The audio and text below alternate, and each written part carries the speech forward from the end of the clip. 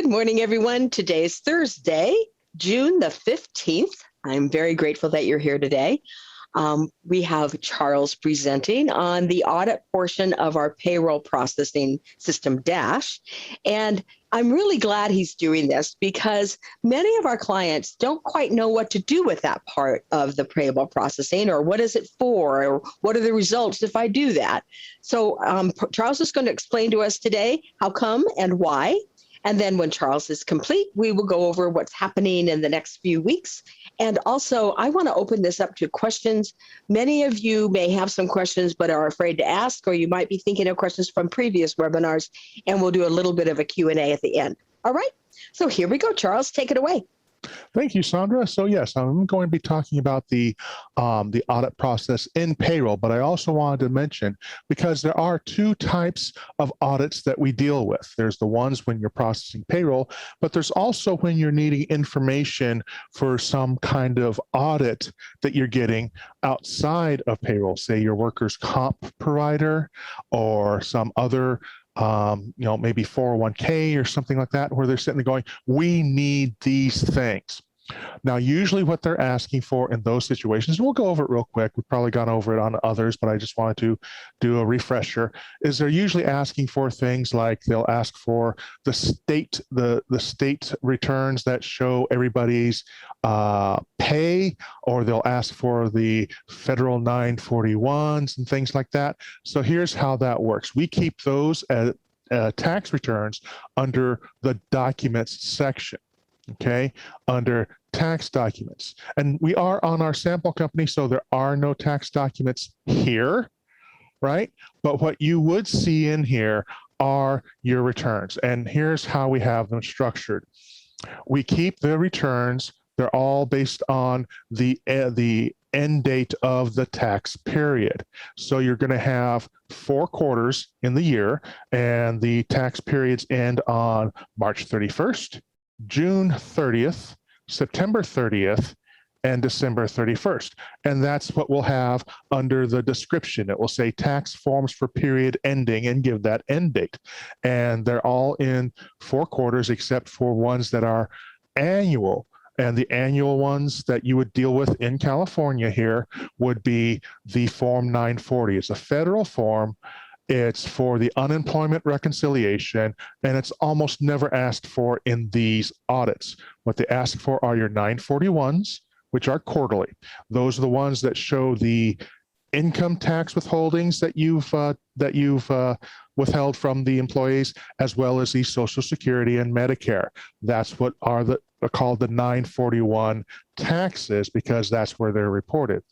You'll also have, for California, two state forms, the DE9, which is a summary of the taxes that were withheld for the period, and then the DE9C, which is usually what's asked for because it's a list of all your employees, what their taxable wages were, and what their income tax withholdings were.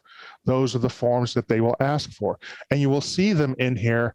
There's one of each for every quarter, and they're put together and by quarter. So you're going to have, for the first quarter, you're going to have your state and your federal returns all together in one PDF file. And this is where you'll see them. So what you'll want is you'll want to collect those. You should download those anyway after the end of the quarter when they're due, so you have them. But we keep them here for 3 years.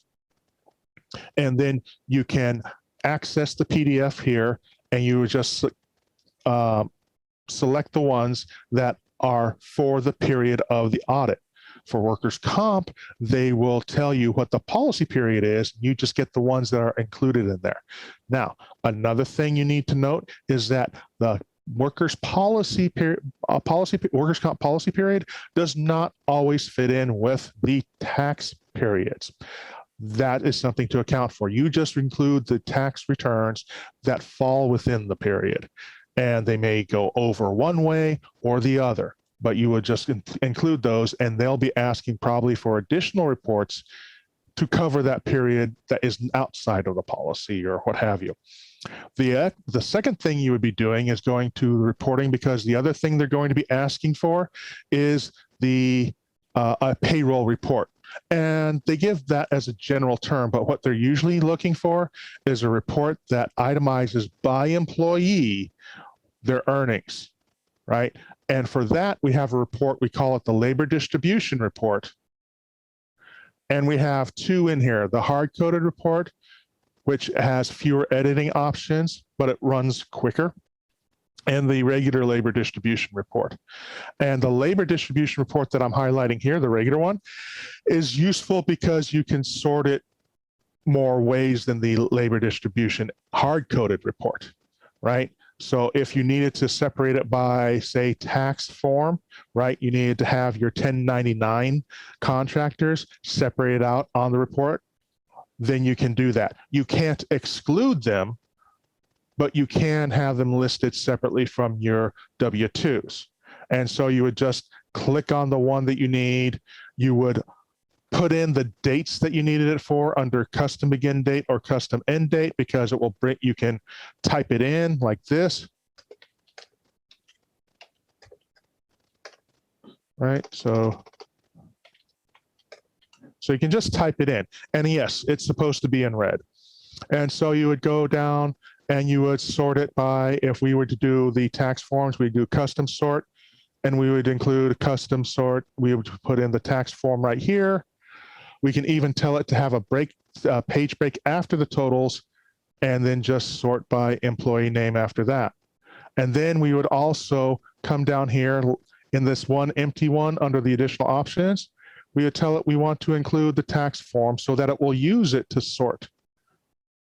And then we can just come down here and click on run the report, or we could save it under company reports and do labor distribution for WC audit and save settings. And then we go into the save company reports and we'd find it again. All right, go in here if I can find it. All right, and we'd find it here. Of course, there's more than one because we've been adding these. And you would click on it, and all the edits that we did would be still intact. The only thing you would need to change is the dates. And those are the reports you need for things like the workers' comp audit, sometimes also like a 401k audit. Those can also be different. They may ask you for other reports. You always can let us know what reports they're looking for, and we can help you and put them up here in the Save Company reports so you can run them at will. Now, that being said, we're going to jump from that kind of audit to the other kind of audit that Saundra mentioned, and that's here in payroll audits. Now, let's see. Can I start this? No, I probably should change the date to, let's see, 6/16. And I'm going to start this. Well, I'm going to hit start payroll because that's what I keep telling people in my trainings. Clicking on the arrow doesn't start the payroll. Clicking on the start payroll does. So, okay, now I'm not going to be entering anything. I'm just going to go straight to audit. And this part is usually done automatically. Usually what you're going to see is this comes back completely empty. Sometimes it does not. So for instance, it says there are no results needing your attention at this time. When that happens, you're good to go. You can just click on finish. Now, and then you come here, and sometimes it's not working fast enough. So you will see this. So you just go back to audit, and then it pulls these up. So you can see that sometimes. Now, these are items that it's telling you needs to be addressed. Now, that's under review. What that means is that it came up, these are items that you need to look at. There's also approved. This is everything that passed. And the reason I'm bringing this up is because we want to look at this and see what they are. Now, as I mentioned in the trainings that I do, there are two types of audits. There are errors and there are warnings. An error is something that will keep the payroll from processing. An example of that is a 1099 worker with taxes. You can't have that. It's not allowed. It will keep the payroll from processing if you have that. If you have somebody who is a 1099 and they switch to W-2, you have to actually have them entered twice. Once as a 1099 contractor and once as a W-2 employee. So you cannot have that. But something like a terminated employee with a paycheck, you can actually have that. How? Let's say that you're actually processing their final check that you already gave them. It's a manual check. And it's just you're recording it. You can have that. That's okay. It's somebody that was terminated, but they have commissions that are outstanding that you're finally getting around to paying. That's a terminated employee that you are paying. It can also happen that you have somebody who is terminated, but they were terminated after you started the payroll. So they're included and they're salaried and they're direct deposit. So this is going to warn you. You may want to look at that terminated employee. Are they supposed to be paid? Now, this is one that's a warning because it could go either way. It's either something you need to fix or something you can approve because it's intentional. Okay. And you also have items like this: California-based employee earning less than minimum wage. That's another one that has to be fixed. You cannot just submit that. Questionable state unemployment, missing hire date, all sorts of items, right? So questionable state unemployment, that's going to be one where their state unemployment setup is a little bit off. Like they are listed as living in one state, but their unemployment is listed in another state. Does that need to be fixed? Missing a hire date. Terminated employee being paid via direct deposit. That's related to the terminated employee with a paycheck. It could be intentional. It could not be. Okay. The net check amount is 0 or less than 0. This is going to be something that we have when you're trying to void a check, right? And it comes up with that. Negative accrual balance on employee. That's when you have somebody whose accrual balance is showing up as say vacation or sick, could be coming up as negative. Now, this one is a tricky one because that's one that could be where they are going, they are asking for more vacation time on this payroll than they have currently, but after the payroll processes, they will come out ahead, right? So let's say somebody has they accrue 4 hours every pay period. They're asking for 6. They have 4 available. Well, that's one where if the payroll processes, they would end up with 8. 8 minus 6 is 2. So they'd end up with 2 at the end.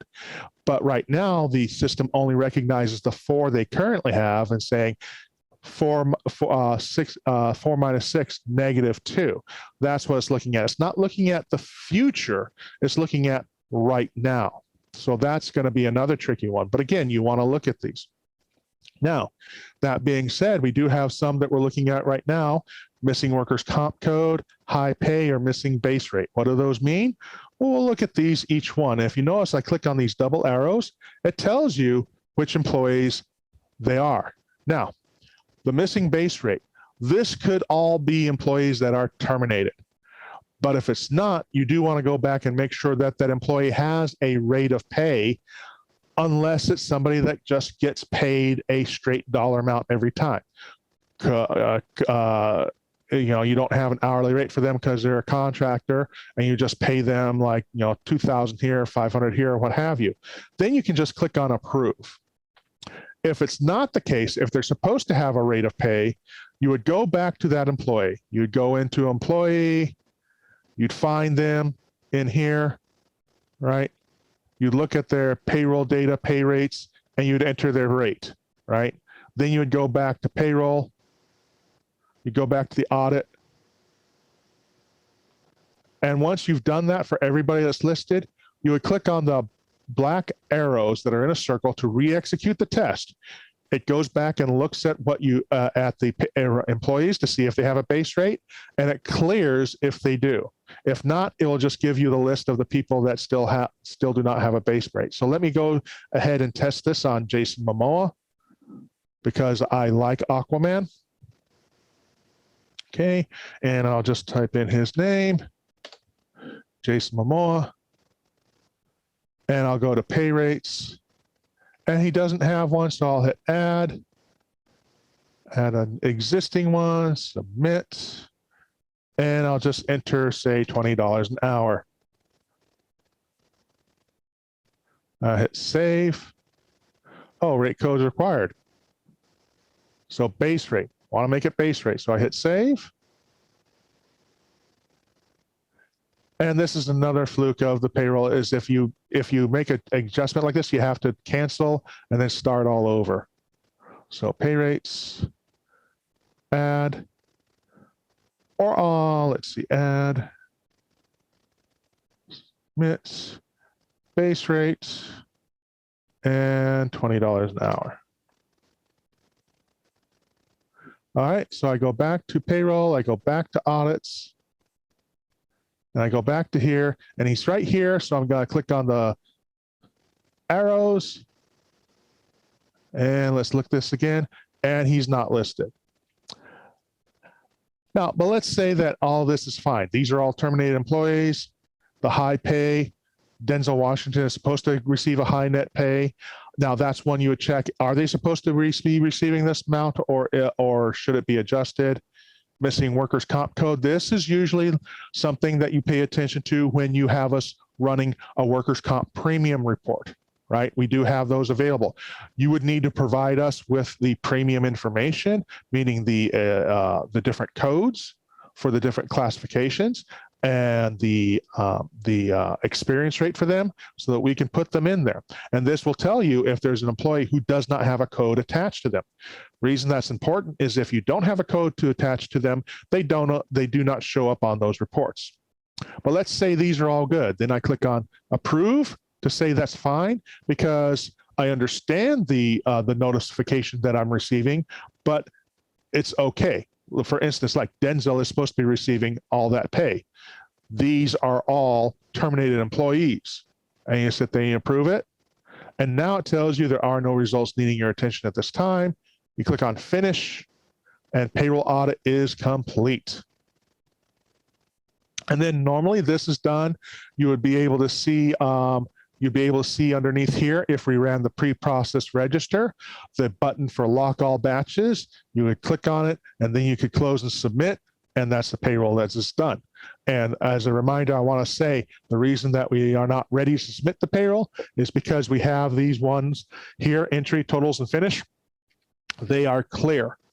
The way you know that the payroll's been submitted is if they are gray with a green check mark all across the board. And so I just say that at the end. It's not relating to audits, but it is a good reminder, because that is something that comes up sometimes. It's like you do have to make sure that finish is also gray with a green check mark. Once the arrows are all like that, you're good to go. The payroll's been submitted. And at that point, any questions? I have one for you, Charles. When you were trying to enter the base rate for Mr. Momoa, and you had to go back and redo it, is that because it needs to be sequential? Could you show that one more time? Because that was kind of it was too quick for me anyway. Okay. If I learn how to do his name. So let me go back, and I'm going to select another person here. So let me go back to payroll, and I can go back to audit, and I can go back here. And what I'm going to do is I'm going to go back to this missing base rate, and I'm going to re-execute the test. And that just wipes out the approval that I just did. So now it shows up again here. And so I'm going to go back in. So I'm showing you little tricks and stuff that we can do. So let me go to Bill Gates, employee number 50, Bill Gates, and show it now. I bet he makes more than Denzel Washington.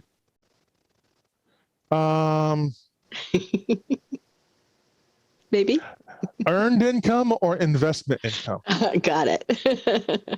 So I go back to payroll data, pay rates, and so here is completely blank.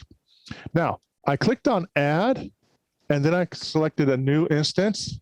But what I didn't do was I didn't select a rate code. I just hit a rate, right? Say 25, right? And I tried to hit save, and it told me right here, please make the following corrections, rate code is required. Now, the problem that I was running into is since I tried to make that attempt, I have to start over to enter it, because I can't just go down here and select base rate and hit save. It won't do that. Why it won't do that, I'm not sure. Okay. That's probably some sort of coding thing that I'm not privy to. I just understand that that's how this functions. So I'd normally just hit cancel. But really what I would need to do is just click on pay rates all over again and then do that.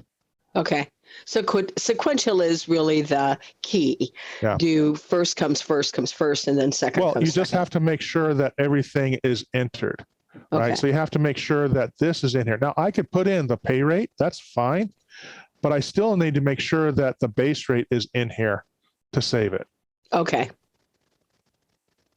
Now, the other way to enter a rate change is over here on the pay rate change, but I think I've gone over that in another video.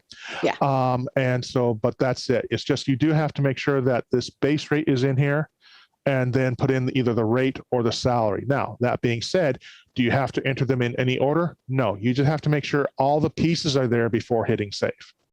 Okay. That cleared it up. Thank you, Charles. Appreciate that. No problem. Any other questions? Yes. What is the difference between the two options for adding a new base rate? So when you were adding that base rate at different instances, what's the difference? Right. Okay. Well, I click on it. This right here, this is adding a new pay rate to this employee, adding a new rate code. And what that means is that we start off with 4 defaults, right?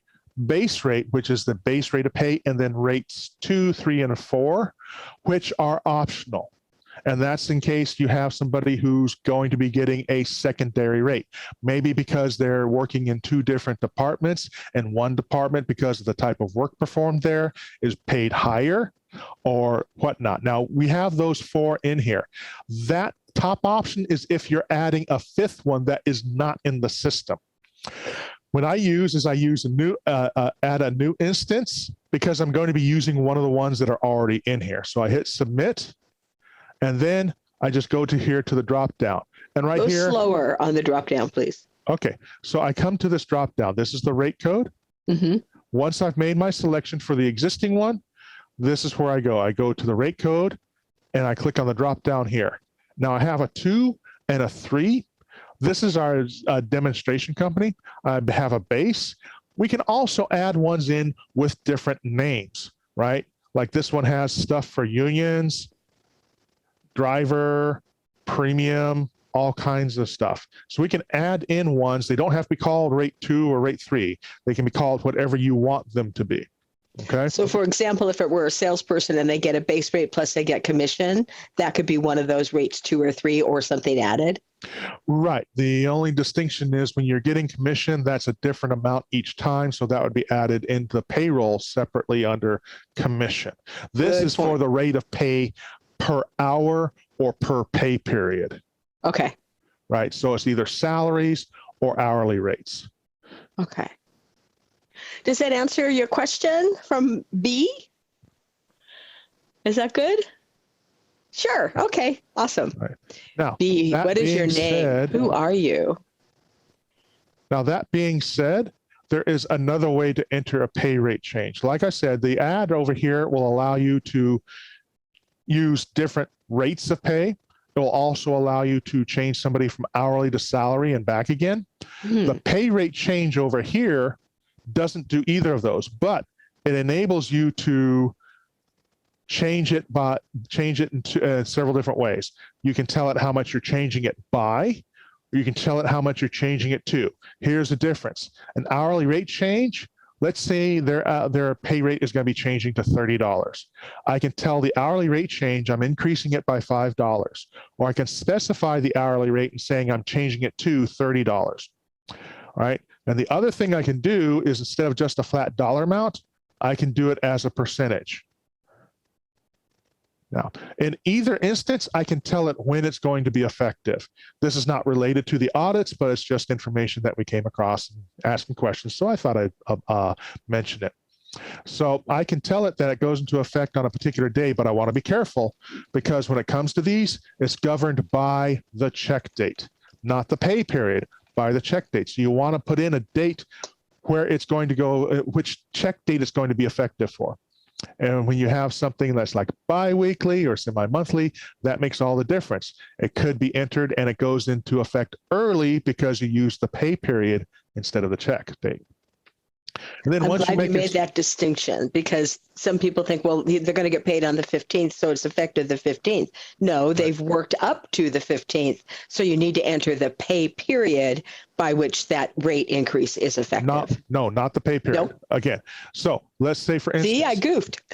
Let's say, for instance, the pay period from the 15th to the 1st gets paid on the 30th, right?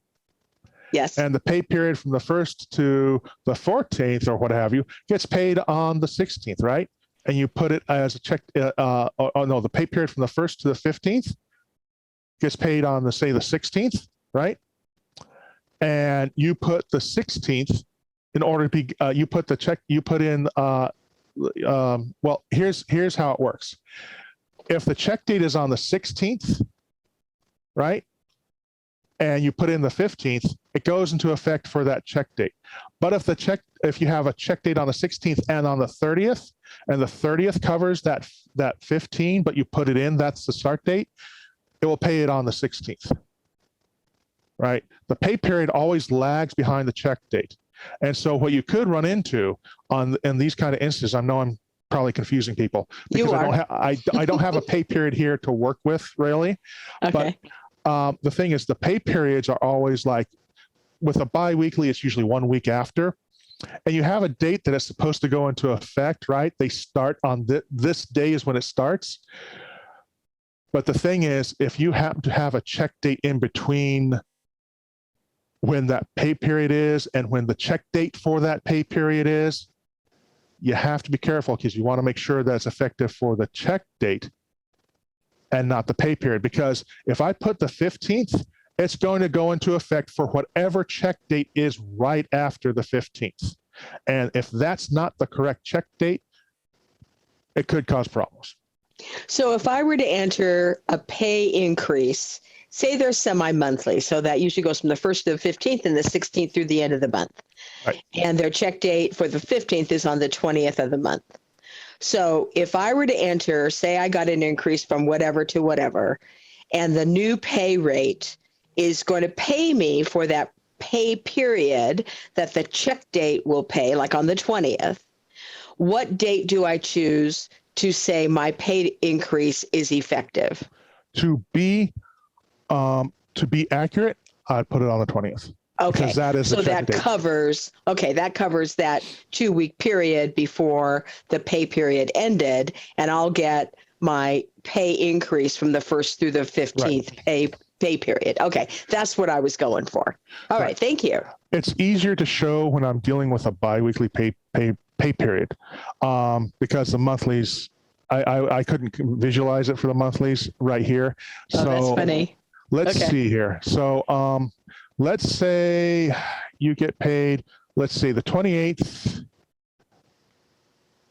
the 28th to the 10th, right? 28th to the 10th gets paid on Friday the 16th. Friday the 16th, right? Because we processed 2 days before on the Wednesday. Right.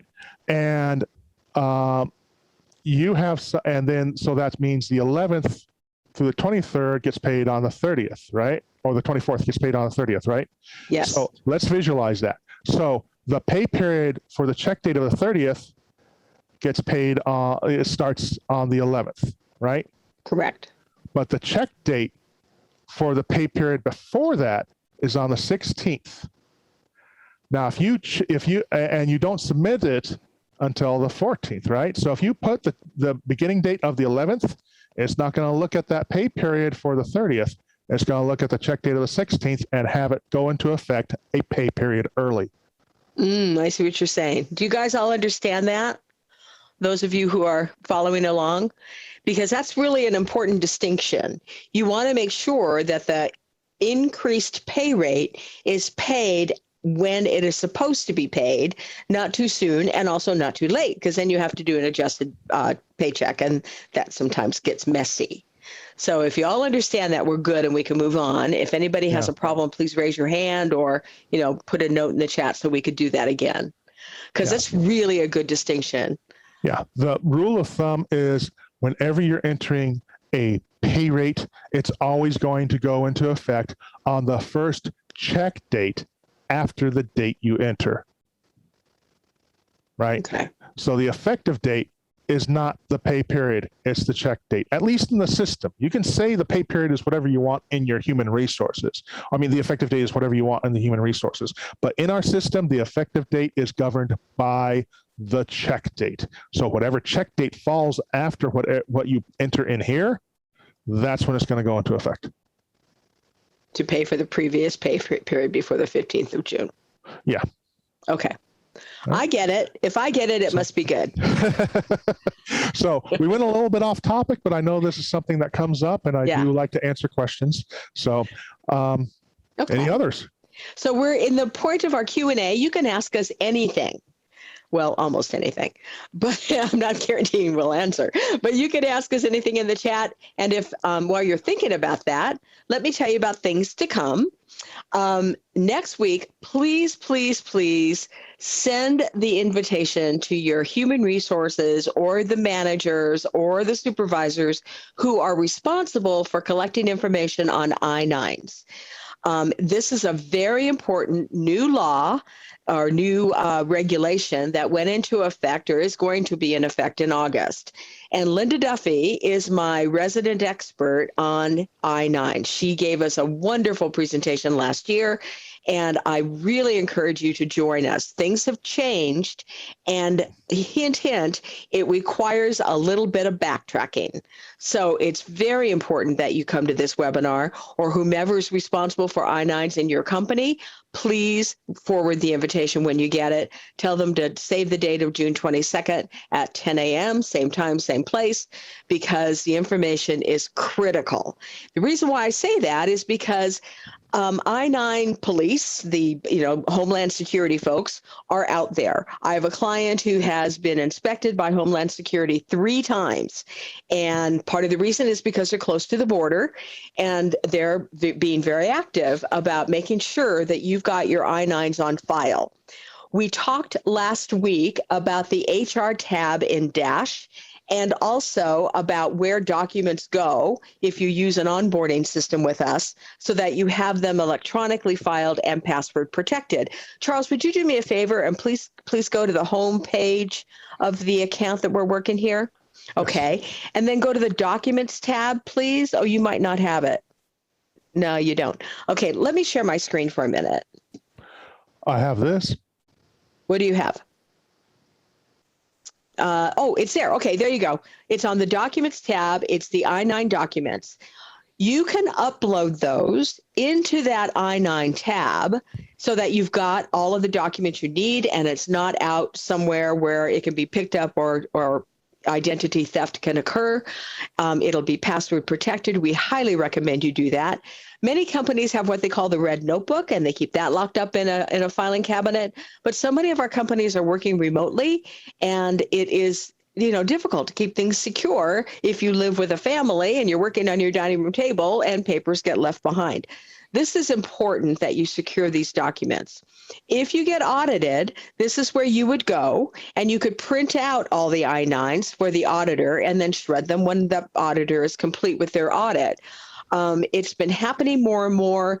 I don't want to frighten you. I just want to make you aware that this is happening. And Linda Duffy is going to give you the what's so and what's not so.